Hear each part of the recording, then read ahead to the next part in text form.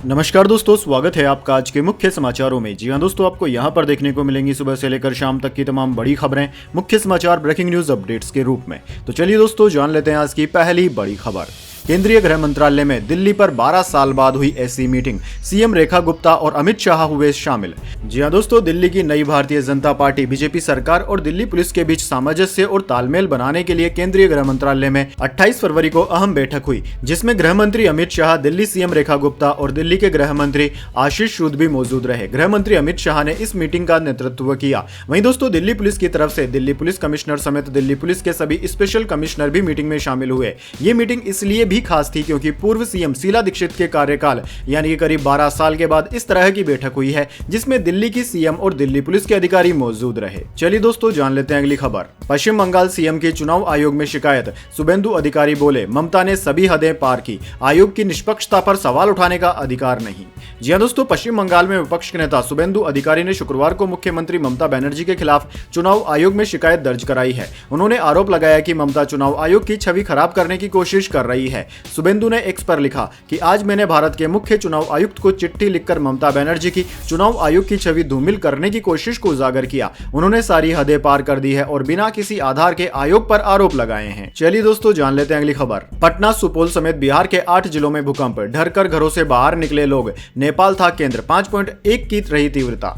जी हां दोस्तों, बिहार में शुक्रवार सुबह 2:37 पर भूकंप आया। पटना, सुपौल, किशनगंज, मुजफ्फरपुर, समस्तीपुर, पूर्णिया और अररिया के साथ ही कटरिया में भी लोगों ने भूकंप के झटके महसूस किए। भूकंप के झटके करीब 5 से 10 सेकंड तक महसूस किए गए। लोग घरों के बाहर निकल आए, कुछ लोग बर्तन और शंख बजाने लगे। भूकंप का केंद्र नेपाल का सिलिस्टी कोट रहा। रिक्टर स्केल पर इसकी तीव्रता 5.1 रही। भूकंप का प्रभाव नेपाल के साथ साथ भारत और चीन में भी रहा। वहीं दोस्तों, विभाग ने चेतावनी दी है कि केंद्र में तीव्रता अधिक होने के कारण छोटे मोटे झटके और भी आ सकते हैं।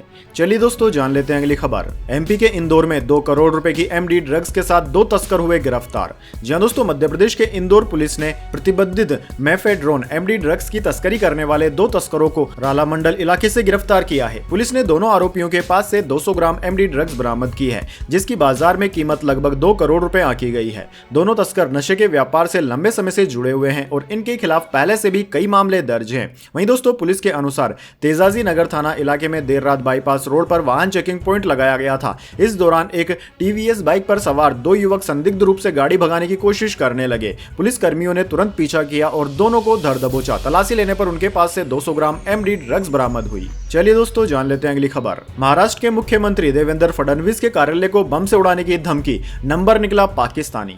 जी हां दोस्तों, पाकिस्तान अपनी कायराना हरकतों से बाज नहीं आ रहा है। देश में खाने के लाले पड़े हैं, पर अपराध लगातार बढ़ता जा रहा है। भारत की बढ़ती हुई शक्ति से पड़ोसी मुल्क बौखलाया हुआ है। अब मुंबई यातायात पुलिस की व्हाट्सएप हेल्पलाइन पर पाकिस्तान के एक नंबर से महाराष्ट्र के मुख्यमंत्री देवेंद्र फडणवीस के कार्यालय को बम से उड़ाने की धमकी का एक संदेश आया है, जिसके बाद पुलिस टीम अलर्ट मोड पर आ गई है। वैसे दोस्तों, कमेंट करके बताइए आपको क्या लगता है कि पाकिस्तान के नागरिक इस तरह की कायराना हरकतें क्यों करते हैं। चलिए दोस्तों, जान लेते हैं अगली खबर। सुप्रीम कोर्ट में हुई किसान आंदोलन पर सुनवाई, केंद्र और किसानों के बीच 2 बैठकें हुई। तीसरी बैठक 19 को, ढल्लेवाल की तबीयत नाजुक। जी हां दोस्तों, हरियाणा पंजाब के शंभू और खनौरी बॉर्डर पर किसान आंदोलन 2.0 को शुरू हुए 1 साल से ज्यादा हो गया। वहीं किसान नेता जगजीत सिंह ढल्लेवाल के अनशन का आज 95वें दिन भी पूरा हो गया। हालांकि 4 दिनों से उनकी तबीयत खराब चल रही है। दूसरी ओर आज किसान आंदोलन को लेकर सुप्रीम कोर्ट में सुनवाई हुई। इस मौके पर सरकारी वकीलों ने शीर्ष अदालत को बताया कि किसानों और केंद्र सरकार के बीच 14 और 22 फरवरी को 2 बैठकें हो चुकी है, जबकि अगली बैठक 19 मार्च को होनी है। बैठक में राज्य सरकार के 2 मंत्री भी शामिल हुए। ऐसे में अगली तारीख इस बात को ध्यान में रखते हुए दी जानी चाहिए। चलिए दोस्तों, जान लेते हैं अगली खबर। दिल्ली के अस्पतालों में डॉक्टर्स और बेड की कमी, मोहल्ला क्लिनिक भी बदहाल, केग रिपोर्ट में हुए बड़े खुलासे। जी हां दोस्तों, देश की राजधानी दिल्ली की स्वास्थ्य सेवाओं की स्थिति पर नियंत्रक एवं महालेखा परीक्षक केग की रिपोर्ट दिल्ली विधानसभा में पेश की गई। रिपोर्ट में खुलासा हुआ कि कोविड-19 महामारी के संकट से निपटने के लिए केंद्र सरकार से मिले फंड का बड़ा हिस्सा खर्च ही नहीं किया गया, जिससे राजधानी की स्वास्थ्य व्यवस्था चरमरा रही थी। रिपोर्ट के मुताबिक कोविड से निपटने के लिए केंद्र सरकार से मिले 787.91 करोड़ रुपए में से सिर्फ 582.84 करोड़ रुपए ही खर्च हुए। करीब 205 करोड़ रुपए बिना उपयोग के पड़े रहे, जबकि महामारी के दौरान अस्पतालों में बेड, वेंटिलेटर, दवाओं और मेडिकल सप्लाई की भारी कमी देखी गई। चलिए दोस्तों, जान लेते हैं अगली खबर। स्टालिन बोले हमारे सामने भाषा डिलिमिनेशन की लड़ाई, कहा राज्य को बचाने के लिए हर आदमी को खड़ा होना पड़ेगा, एक रहना होगा। जी हाँ दोस्तों, तमिलनाडु के मुख्यमंत्री M.K. स्टालिन ने अपने जन्मदिन पर जनगणना आधारित सीट बंटवारे और ट्राई लैंग्वेज पॉलिसी को लेकर केंद्र सरकार पर निशाना साधा। उन्होंने राज्य की जनता से इस मुद्दे पर एकजुट होकर विरोध करने की अपील की है। स्टालिन ने एक्स पर वीडियो शेयर करते हुए कहा कि तमिलनाडु आज दो महत्वपूर्ण चुनौतियों का सामना कर रहा है। पहला, भाषा की लड़ाई जो हमारी पहचान है, और दूसरा, हमारे निर्वाचन क्षेत्रों का डिलिमिटेशन जो हमारा अधिकार है। मैं आपसे आग्रह करना चाहता हूं कि आप हमारी लड़ाई को लोगों तक पहुंचाएं। चलिए दोस्तों, जान लेते हैं अगली खबर। 1996 के बाद पहली बार लगातार 5 महीने गिरा बाजार। ऑटो MFCZ में 20% से ज्यादा की गिरावट। चीनी बाजार में इन्वेस्ट कर रहे विदेशी निवेशक। जी हां दोस्तों, 28 फरवरी को सेंसेक्स 1414 अंकों की गिरावट के साथ 73,198 के स्तर पर बंद हुआ। निफ्टी भी 420 अंक गिरकर 22,124 के स्तर पर बंद हुआ। दोस्तों आपको बता दें, अक्टूबर 2024 से निफ्टी हर महीने गिरावट में बंद हुआ है। ये 5 महीने में 12% गिर चुका है। 1996 के बाद यह पहली बार है कि बाजार में लगातार 5 महीने से गिरावट चल रही है। इससे पहले 1996 में जुलाई से लेकर नवंबर महीने के बीच बाजार में लगातार 5 महीने गिरावट दर्ज की गई थी। इन 5 महीनों के दौरान निफ्टी 50 इंडेक्स 26% गिरा था। चलिए दोस्तों, जान लेते हैं अगली खबर। हरियाणा में 10वीं की परीक्षा में नकल कराई गई। खिड़की रोशनदान, छतों से स्टूडेंट तक पर्चियां पहुंचाई गई। टीचर्स ने भी मदद की। जी हां दोस्तों, हरियाणा में 28 फरवरी को 10वीं के बोर्ड एग्जाम के पहले ही दिन गणित के पेपर में नकल कराई गई। दरअसल पेपर शुरू होने के 15 मिनट बाद ही नूह में पुनः के NDM पब्लिक स्कूल में बनाए गए परीक्षा केंद्र से पेपर बाहर आ गया। इसके बाद पुनः के राजकीय कन्या वरिष्ठ माध्यमिक विद्यालय से भी पेपर आ गया। सोनीपत में महिला टीचरों ने व्हाट्सएप पर पेपर आने के बाद उसे सोल्व किया और छात्रों के जरिए परीक्षा केंद्र के अंदर पर्चियां भिजवाई गई। चलिए दोस्तों, जान लेते हैं अगली खबर। चमोली में ग्लेशियर टूटा, एवलांच से भीषण तबाही, 57 मजदूर दबे, 10 को ITBP ने बचाया। राहत और बचाव कार्य जारी। जी हां दोस्तों, उत्तराखंड के चमोली जिले के सीमांत क्षेत्र माना गांव के पास ग्लेशियर टूटने से बड़ा हादसा हो गया। बताया जा रहा है कि इस हादसे में 57 मजदूर दब गए हैं। वहीं दोस्तों, यह मजदूर सीमा सड़क संगठन BRO के ठेकेदार के तहत काम कर रहे थे। इनमें से 10 मजदूरों को सुरक्षित बाहर निकाल लिया गया है, जबकि बाकी 47 मजदूरों की तलाश जारी है। खराब मौसम होने की वजह से राहत और बचाव कार्य में कुछ दिक्कतें भी आ रही है। पिछले 2 दिनों से उच्च हिमालय क्षेत्र में लगातार बर्फबारी जारी है। चलिए दोस्तों, जान लेते हैं इसके बाद अगली बड़ी खबर। तुहिन कांत पांडे होंगे नए SBI चीफ, 3 साल का कार्यकाल होगा। 28 फरवरी को रिटायर हो रही माधवी बुच की जगह लेंगे। जी हां दोस्तों, केंद्र सरकार ने वित्त सचिव तुहिन कांत पांडे को अगला security and exchange board of India यानी कि सेबी प्रमुख नियुक्त करने की घोषणा की है। तुहिन अगले 3 सालों के लिए इस पद पर रहेंगे। वे मौजूदा सेबी चीफ माधवी पुरी बुच की जगह लेंगे, जो 28 फरवरी को रिटायर हो रही है। दोस्तों, तुहिन कांत पांडे ओडिशा कैडर के 1987 बैच के IAS अधिकारी हैं। वे मोदी सरकार 3.0 सरकार में भारत के सबसे व्यस्त सचिवों में से एक हैं। वे फिलहाल केंद्र सरकार में 4 महत्वपूर्ण विभागों को संभाल रहे हैं। उन्हें 7 सितंबर 2024 को वित्त सचिव के पद पर नियुक्त किया गया था। चलिए दोस्तों, जान लेते हैं अगली खबर। तेलंगाना टनल हादसा, मजदूरों की जिंदा बचने की संभावना कम। रेलवे की टीमें भी रेस्क्यू में जुटी। 22 फरवरी से 8 मजदूर फंसे हैं। जी हां दोस्तों, तेलंगाना के नागर कुर्नूल में निर्माणाधीन Shri Shailam left bank canal SLBC tunnel का एक हिस्सा 22 फरवरी को ढह गया था। घटना को 6 दिन बीत चुके हैं, लेकिन टनल में फंसे 8 मजदूरों को अब तक नहीं निकाला जा सका। रेस्क्यू अभी भी जारी है। शुक्रवार को साउथ सेंट्रल रेलवे SCR की 2 टीमें भी रेस्क्यू के लिए पहुंची। टीम भारी धातुओं को प्लाज्मा कटर और ब्रोक कटिंग मशीन जैसे आधुनिक उपकरणों से काट कर रास्ते से हटा रही है। नेशनल जियोफिजिकल रिसर्च इंस्टीट्यूट के वैज्ञानिक भी मौके पर पहुंचे हैं। चलिए दोस्तों, जान लेते हैं अगली खबर। महिला जजों को लेकर और ज्यादा संवेदनशील होने की जरूरत है। सुप्रीम कोर्ट ने दिए महिला जजों की बहाली के आदेश। जी हां दोस्तों, सुप्रीम कोर्ट ने कहा है कि हमें महिला जजों के लिए संवेदनशील होना चाहिए। महीने से कुछ दिनों में वो दर्द से निपटने के लिए दवाई लेकर सुबह से शाम तक बैठती है। इस बात का हमें एहसास होना चाहिए। उनके प्रति और ज्यादा संवेदनशील होने की जरूरत है। सुप्रीम कोर्ट ने यह टिप्पणी मध्य प्रदेश की 2 महिला जजों की बर्खास्तगी को रद्द करते हुए की। दरअसल दोस्तों, कोर्ट ने दोनों की 15 दिनों में पद पर फिर से बहाली का आदेश दिया। कोर्ट ने कहा कि दोनों जजों की बर्खास्तगी का फैसला गैर कानूनी और मनमाना है। दरअसल दोस्तों, सुप्रीम कोर्ट ने यह फैसला जून 2023 में मध्य प्रदेश की 6 महिला जजों की बर्खास्तगी से जुड़े मामले में दिया है। राज्य सरकार ने मध्य प्रदेश हाईकोर्ट की प्रशासनिक समिति की सिफारिश पर 6 जजों को बर्खास्त कर दिया था। इनमें से 4 जजों को सुप्रीम कोर्ट के दखल के बाद सितंबर 2024 में बहाल कर दिया गया था। बेंच ने अपने फैसले में देश की न्यायपालिका में महिलाओं की हालत को लेकर चिंता जाहिर की है। जस्टिस नागरत्ना ने कहा कि न्यायपालिका में महिलाओं की ज्यादा भागीदारी न केवल न्याय की क्वालिटी को बेहतर बनाएगी, बल्कि ये लैंगिक समानता को भी बढ़ावा देगी। चलिए दोस्तों जान लेते हैं अगली खबर। मुस्लिम पक्ष को हाईकोर्ट से झटका, संभल जामा मस्जिद में नहीं होगी रंगाई पुताई, कोर्ट ने कहा एएसआई की निगरानी में हो साफ सफाई। जी हां दोस्तों, संभल जामा मस्जिद मामले में मुस्लिम पक्ष को झटका लगा है। इलाहाबाद हाईकोर्ट ने मस्जिद की रंगाई पुताई करवाने की अनुमति नहीं दी। Archaeology survey of India ASI ने शुक्रवार सुबह अपनी रिपोर्ट सौंपी। एएसआई ने रिपोर्ट में कहा कि मस्जिद की डेंटिंग पेंटिंग अभी ठीक है। इसके बाद हाईकोर्ट ने एएसआई की निगरानी में तत्काल साफ सफाई कराने का आदेश दिया है। चलिए दोस्तों जान लेते हैं अगली खबर। पीथमपुरा में भोपाल के युका का कचरा जलना हुआ शुरू, इंसिनरेटर का तापमान 900 डिग्री, 3 स्टेप में नष्ट होगा 10 टन वेस्ट। जी हां दोस्तों, पीथमपुरा के तारपुरा गांव में राम की एनवायरो फैक्ट्री में यूनियन कार्बाइड का जहरीला कचरा जलाना शुरू कर दिया गया है।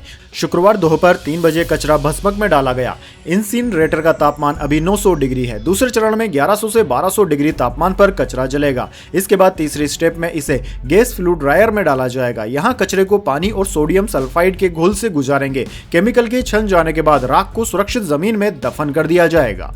चलिए दोस्तों जान लेते हैं अगली खबर। रमजान से पहले धमाके से दहला पाकिस्तान, खैबर पख्तूनख्वा की मस्जिद में बम ब्लास्ट, 5 की मौत।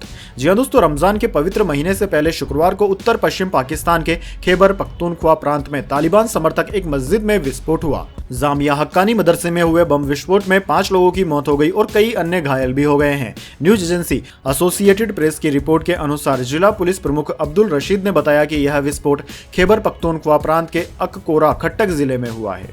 चलिए दोस्तों जान लेते हैं अगली खबर। कनाडा को जासूसी गैंग से निकालने पर तुले ट्रंप, 5 देशों के इस ग्रुप में दुनिया के सबसे खतरनाक जासूस हैं। क्या है यह 5 आई? दरअसल दोस्तों 5 देशों से मिलकर बना 5 आईज, जैसा कि नाम से ही साफ है, यह 5 देशों का एक संगठन है। इसके मेंबर एक दूसरे के साथ खुफिया इनपुट साझा करते हैं और कई मामलों में साथ मिलकर भी काम करते हैं। इनमें अमेरिका और उसके सहयोगी कनाडा, ब्रिटेन, ऑस्ट्रेलिया और न्यूजीलैंड है। 5 आईज को दुनिया का सबसे ताकतवर इंटेलिजेंस नेटवर्क भी माना जाता है। इस अलायंस का सबसे बड़ा मकसद आतंकवाद को रोकना और नेशनल सिक्योरिटी के लिए काम करना है।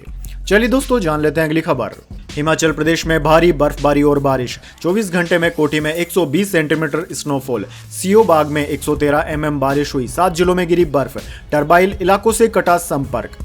जी हां दोस्तों, हिमाचल प्रदेश में भारी बारिश और बर्फबारी हो रही है। बीते 24 घंटे के दौरान कुल्लू के सीओ बाग में सबसे ज्यादा 113 मिलीमीटर बारिश और कुल्लू के ही कोठी में सर्वाधिक 120 सेंटीमीटर स्नोफॉल हुआ। भारतीय मौसम विज्ञान विभाग ने आज रात भी भारी बारिश और बर्फबारी जारी रहने की चेतावनी जारी की है। प्रदेश में पिछले 3 दिन से हो रही लगातार बर्फबारी के बाद लाहौल स्पीति जिले का शेष दुनिया से संपर्क कट चुका है।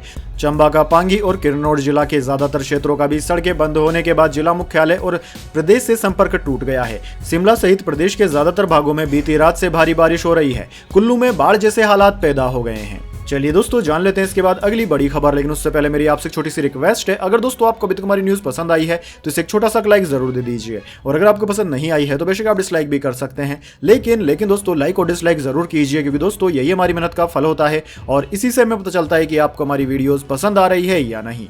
तो चलिए दोस्तों जान लेते हैं अगली खबर। सेंसेक्स 1414 अंक गिरकर 73,198 पर बंद हुआ। निफ्टी 420 अंक नीचे 22,124 पर आया। निवेशकों की वेल्थ 8.95 लाख करोड़ रुपए घटी। जी हां दोस्तों, हफ्ते के आखिरी कारोबारी दिन यानी कि शुक्रवार को सेंसेक्स में 1414 अंकों की गिरावट रही। यह 73,198 के स्तर पर बंद हुआ। वहीं दोस्तों निफ्टी भी 420 अंक यानी कि 1.86% गिरकर 22,124 के स्तर पर बंद हुआ। बीएसई स्मॉल कैप में 1028 अंक की गिरावट रही। यह 43,082 के स्तर पर बंद हुआ। मिड कैप में भी 853 अंक की गिरावट रही। यह 38,592 के स्तर पर बंद हुआ। दोस्तों सेंसेक्स के आज 30 शेयरों में से 29 में गिरावट और केवल एक यानी कि एचडीएफसी बैंक में ही तेजी रही। निफ्टी 50 के 50 शेयरों में से 45 में गिरावट और 5 में तेजी देखने को मिली। बात करें दोस्तों आज निफ्टी 50 के टॉप गेनर और टॉप लूजर स्टॉक्स की, तो दोस्तों आज निफ्टी 50 के टॉप गेनर्स में श्रीराम फाइनेंस, एचडीएफसी बैंक और कोल इंडिया रहे, जबकि निफ्टी 50 के टॉप लूजर्स में इंडसइंड बैंक, टेक महिंद्रा और बजाज ऑटो रहे। चलिए दोस्तों जान लेते हैं अगली खबर। सोना 479 रुपए गिरकर 75,114 रुपए पर आया। चांदी 1447 रुपए गिरकर 93,601 रुपए प्रति किलोग्राम पर बिक रही। जी हां दोस्तों, सोने और चांदी के दाम में आज गिरावट देखने को मिली। Indian bullion and jeweller association की वेबसाइट के अनुसार 10 ग्राम 24 कैरेट सोने का दाम 479 रुपए गिरकर 85,114 रुपए पर आ गया। कल सोने का दाम 85,593 रुपए पर था। वहीं दोस्तों दूसरी ओर चांदी की बात करें तो 1 किलो चांदी की कीमत 1447 रुपए गिरकर 93,601 रुपए प्रति किलोग्राम पर आ गई है। एक दिन पहले चांदी 95,048 रुपए प्रति किलोग्राम पर चल रही थी। चलिए दोस्तों जान लेते हैं अगली खबर। कियारा आडवाणी और सिद्धार्थ मल्होत्रा बनने वाले हैं पेरेंट्स। इंस्टाग्राम पर फोटो शेयर कर कहा, हमारे जीवन की सबसे प्यारी खुशी जल्द आने वाली है। जी हाँ दोस्तों, सिद्धार्थ मल्होत्रा और कियारा आडवाणी ने अपनी प्रेगनेंसी का ऐलान कर दिया है। इस खुशखबरी को कपल ने सोशल मीडिया के जरिए अपने फैंस के साथ शेयर किया। फैंस भी उनकी इस पोस्ट पर जमकर रिएक्शन दे रहे हैं और उन्हें बधाई दे रहे हैं। कियारा और सिद्धार्थ ने अपने इंस्टाग्राम पर एक तस्वीर शेयर की। इसके कैप्शन में उन्होंने लिखा कि हमारे जीवन की सबसे प्यारी खुशी जल्द आ रही है। चलिए दोस्तों, जान लेते हैं अगली खबर। पाकिस्तानी टीम के कप्तान रिजवान बोले, 2 खिलाड़ी चोटिल थे इसलिए हारे, हमसे उम्मीदें ज्यादा थी लेकिन बेहतर प्रदर्शन नहीं रहा। पाकिस्तान चैंपियंस ट्रॉफी से बाहर। जी हाँ दोस्तों, चैंपियंस ट्रॉफी में पाकिस्तान के सेमीफाइनल से बाहर होने पर टीम के कप्तान मोहम्मद रिजवान ने सफाई दी है। उन्होंने टीम के 2 खिलाड़ी सईम अयूब और फकर जमान का टीम में न होने को मुख्य वजह बताया। दोनों चोट की वजह से टूर्नामेंट से बाहर हो गए थे। अयूब टूर्नामेंट शुरू होने से पहले ही टकने में चोट की वजह से बाहर हो गए थे। वहीं फकर न्यूजीलैंड के खिलाफ पहले मुकाबले में चोटिल हो गए थे। पाकिस्तान को चैंपियंस ट्रॉफी में लीग के पहले मुकाबले में न्यूजीलैंड से और दूसरे मुकाबले में भारत से हार का सामना करना पड़ा था, जबकि गुरुवार को बांग्लादेश के खिलाफ आखिरी लीग मुकाबला बारिश की वजह से रद्द हो गया था। चलिए दोस्तों, जान लेते हैं अगली खबर। कंगना रानावत ने जावेद अख्तर से मानहानि केस में माफी मांगी, कोर्ट में हुई सुलह। एक्ट्रेस ने कहा, मेरी वजह से जो परेशानी हुई उसका मुझे खेद है। जी हां दोस्तों, कंगना रानावत और जावेद अख्तर के बीच पिछले 5 साल से चल रहा मानहानि का केस शुक्रवार को खत्म हो गया। एक्ट्रेस ने मुंबई के बांद्रा कोर्ट में दाखिल अपने बयान में कहा कि मेरी वजह से उन्हें जो असुविधा हुई उसके लिए मैं माफी मांगती हूँ। जावेद अख्तर ने एक्ट्रेस के खिलाफ 2020 में मानहानि का केस किया था। दरअसल दोस्तों, एक्ट्रेस ने एक इंटरव्यू में कहा था कि जावेद ने फिल्म क्रिश 3 के दौरान उनसे राकेश रोशन और उनके परिवार से समझौता करने की बात कही थी। उस दौरान कंगना और ऋतिक के अफेयर को लेकर विवाद चल रहा था। चलिए दोस्तों, जान लेते हैं अगली बड़ी खबर। पुणे में सरकारी बस में दुष्कर्म केस का आरोपी अरेस्ट। गन्ने के खेत में छिपा था, पानी पीने गांव में आया, लोगों ने पुलिस को खबर दे दी। जी हां दोस्तों, पुणे में खड़ी बस में 26 साल की महिला के साथ हुए दुष्कर्म का आरोपी महाराष्ट्र के शिरूर तहसील के केंगुनाट गांव से गुरुवार को देर रात गिरफ्तार कर लिया गया। Crime branch Pune DCP Nikhil Pingle ने बताया कि गन्ने के खेत से आरोपी को देर रात गिरफ्तार किया गया है। पुलिस अधिकारी ने बताया कि गिरफ्तारी के पूरे प्रोसेस में गाँव वालों ने हमें मदद की। उन्होंने ही बताया कि आरोपी गुनात गाँव में आया है। रात में उसने एक घर से पीने का पानी और खाना मांगा। इस दौरान लोगों ने उसे पहचान लिया और जानकारी पुलिस को दे दी। आरोपी को पकड़ने में भी लोगों ने मदद की। चलिए दोस्तों, जान लेते हैं अगली खबर। तालिबान बनाने वाले मौलाना हक्कानी के बेटे की हत्या। पाकिस्तान में रमजान से पहले मदरसे में हुआ धमाका, 4 और लोग भी मारे गए। जी हां दोस्तों, पाकिस्तान में रमजान से एक दिन पहले शुक्रवार को जामिया हक्कानी मदरसा में बम विस्फोट हुआ। यह हमला तालिबान के गॉडफादर के बेटे हमीदुल हक हक्कानी को निशाना बनाकर किया गया था। हमले में उसकी मौत हो गई। इसके अलावा 4 और लोग भी मारे गए हैं। चलिए दोस्तों, जान लेते हैं अगली खबर। ट्रंप ने ब्रिटिश प्रधानमंत्री से पूछा, रूस से अकेले निपट पाओगे? स्टारमर हंसकर टाल गए। यूक्रेन में शांति कायम करने पर बात हो रही थी। जी हां दोस्तों, अमेरिकी राष्ट्रपति डोनाल्ड ट्रंप ने ब्रिटिश प्रधानमंत्री कीर स्टारमर को चैलेंज करते हुए पूछ लिया कि क्या वे अकेले रशिया का मुकाबला कर पाएंगे। पत्रकारों के सामने ट्रंप का यह सवाल सुनकर स्टारमर चौंक गए। उनका यह वीडियो सोशल मीडिया पर वायरल हो रहा है। दरअसल दोस्तों, ब्रिटेन के प्रधानमंत्री स्टारमर अमेरिकी दौरे पर हैं। उन्होंने गुरुवार को ट्रंप से मुलाकात की। इसके बाद दोनों ने ज्वाइंट प्रेस कॉन्फ्रेंस की। इस दौरान ट्रंप से सवाल पूछा गया था कि यदि यूक्रेन में ब्रिटिश सेना तैनात होती है तो क्या अमेरिका उनकी मदद करेगा। इस पर डोनाल्ड ट्रंप ने पहले नहीं कहा। उन्होंने कहा कि ब्रिटिश अपना ख्याल बहुत अच्छे से रख सकते हैं। कुछ देर बाद उन्होंने कहा कि यदि ब्रिटेन को मदद की जरूरत होगी तो अमेरिका उनका साथ जरूर देगा। फिर ट्रंप स्टारमर की तरफ मुड़े और उनसे पूछ लिया, क्या आप अकेले रूस का मुकाबला कर पाएंगे? इस पर स्टारमर कोई जवाब नहीं दे सके और मुस्कुराकर रह गए। चलिए दोस्तों, जान लेते हैं अगली खबर। पीएफ अकाउंट में जमा पर 8.25% ब्याज, 1 लाख डिपॉजिट पर 8,250 रुपए ब्याज मिलेगा। 2 साल में पहली बार कोई बदलाव नहीं। जी हां दोस्तों, वित्त वर्ष 2024-25 के लिए पीएफ अकाउंट में जमा राशि पर मिलने वाला इंटरेस्ट रेट 8.25% बरकरार रखा गया है। Employees provident fund organisation EPFO के सेंट्रल बोर्ड ऑफ ट्रस्टी ने शुक्रवार को मीटिंग में यह फैसला लिया। इससे पहले वित्त वर्ष 2023-24 के लिए ब्याज दरों को 8.15% से 0.10% बढ़ाकर 8.25% किया गया था। चलिए दोस्तों, जान लेते हैं अगली खबर। तुर्की में थम सकती है 40 साल पुरानी जंग। कुर्दों के सबसे बड़े संगठन ने हथियार डाले, अलग खुर्दिस्तान की मांग को लेकर जंग छेड़ी थी। जी हां दोस्तों, तुर्की में कुर्दों के अलगाववादी आतंकवादी संगठन खुर्दिस्तान वर्कर्स पार्टी ने 40 साल बाद अपने हथियार डाल दिए हैं। जेल में बंद पार्टी नेता अब्दुल्लाह ओकलान ने संगठन के सदस्यों से कहा कि वे तुर्की के खिलाफ अपनी जंग को खत्म कर दें और संगठन को भंग कर दें। तो दोस्तों, यह थी आज की तमाम बड़ी खबरें। इसके बाद दोस्तों, बारी आती है आज के माइंड क्यूज क्वेश्चन की। जी हां दोस्तों, एक आसान से सवाल का जवाब देकर आप जीत सकते हैं एक सरप्राइज गिफ्ट हमारे हमारे यूट्यूब चैनल की ओर से। तो दोस्तों आज का सवाल आपकी स्क्रीन पर आ चुका है। भारत की पहली महिला राष्ट्रपति का नाम क्या है? जी हाँ दोस्तों, अगर आप जानते हैं भारत की पहली महिला राष्ट्रपति का नाम तो जल्दी से उनका नाम कमेंट बॉक्स में लिख दीजिए। अगर दोस्तों आपका जवाब होता है एकदम सही और आप चुन जाते हैं लकी विजेता के रूप में, तो आपको मिल सकता है एक सरप्राइज गिफ्ट हमारे यूट्यूब चैनल की ओर से। तो दोस्तों जल्दी से अपना उत्तर कमेंट बॉक्स में लिख दीजिए, वीडियो को लाइक कर लीजिए और चैनल को सब्सक्राइब कर बेल आइकन भी दबा लीजिए। धन्यवाद। वंदे मातरम। जय हिंद, जय भारत।